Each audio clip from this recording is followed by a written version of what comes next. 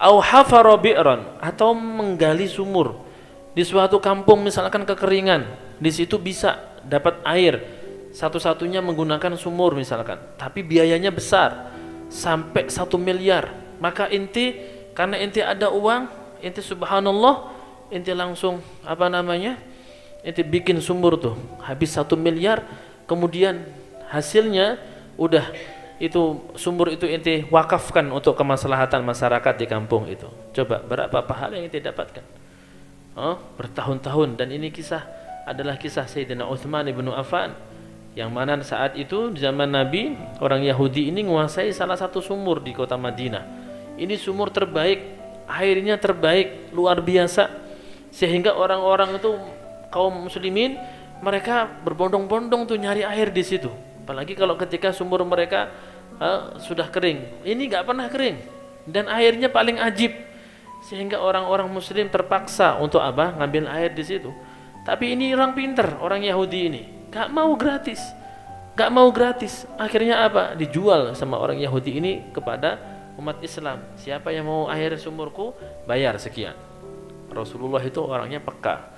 Rasulullah nggak mau melihat masyarakatnya dimanfaatkan oleh orang Yahudi seperti itu. Akhirnya kata Nabi, siapa yang mau membeli sumur orang Yahudi itu? Akhirnya angkat tangan siapa? Sayyidina Utsman ibnu Affan. Kata Sayyidina Utsman, ana ya Rasulullah. Akhirnya didatangi sama Sayyidina Utsman, ente berapa ente mau jual sumur ente itu? Apa kata orang Yahudi? Oh, ana nggak mau jual. Ana nggak mau jual. Kata Sayyidina Utsman, berapa? Ana beli. Berapa? Enggak, ana nggak mau jual. Akhirnya ana beli mahal. Nah, baru dia tertarik. Tapi pintar orang Yahudi. Ya khair, kalau seperti itu, ana jual separuh.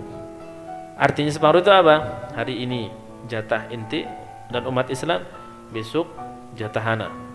Nah, akhirnya benar dibayar dengan harga yang sangat mahal. Orang Yahudi senang, alhamdulillah, dapat duit banyak. Akhirnya Sayyidina Utsman pintar. Beliau seorang bisnismen, orang yang cerdas, pintar. Setiap hari jatah umat Islam, maka seluruh penduduk kota Madinah, kaum muslimin penduduk kota Madinah, disuruh Sayyidina Utsman ngambil air sebanyak-banyaknya. Banyaki, sekiranya 3 hari nanti kita nggak perlu ngambil air lagi. Akhirnya pas 3 hari jatah kaum muslimin habis, tibalah jatahnya orang Yahudi tadi. Biasanya orang Yahudi ini kan sumur kan bukan untuk pribadi, tapi untuk dijual. Akhirnya karena kaum umat Islam sudah punya stok air semuanya, akhirnya nggak ada satupun yang datang ke sumurnya orang Yahudi itu. Sedih dia, ya Allah, ya nggak ada. Pinter Utsman ini. Itu berjalan beberapa hari, akhirnya mau nggak mau dah kalau kayak gini anak bangkrut, kata orang Yahudi. Akhirnya ditawarkanlah kepada Sayyidina Utsman, udah beli semuanya di sumur. Beli beneran. Setelah terbeli semuanya, Sayyidina Utsman wakafkan itu untuk kemaslahatan umat Islam. Sampai sekarang bisa dinikmati, sumurnya masih ada. Kebun dari sumur itu jadi kebun sekian hektar, bukan hanya 1-2 hektar, banyak, luas, sangat luas, luar biasa. Bahkan salah satu kebun yang terluas itu punya Sayyidina Utsman ibnu Affan. Dan hasil dari kebun itu, kebun kurma itu, kurmanya digunakan untuk kemaslahatan masjid di Haramain, Masjid Nabawi dan Masjidil Haram.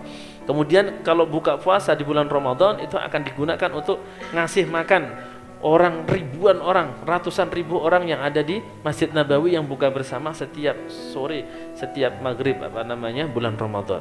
Belum lagi itu sampai sekarang itu ada hotel namanya Hotel Funduk Waqaf Sayyidina Utsman ibnu Affan di kota Madinah, di dekat masjid situ, mungkin sekitar 1 kilo atau 2 kilo dari masjid itu ada wakaf Sayyidina Utsman ibnu Affan. Ini dari mana ini dibangun hotel itu? Padahal triliunan itu bangun hotel dari hasil kebun dari mana? Dari sumur. Nah, ini jadi mengalir terus. Au hafara bi'ran.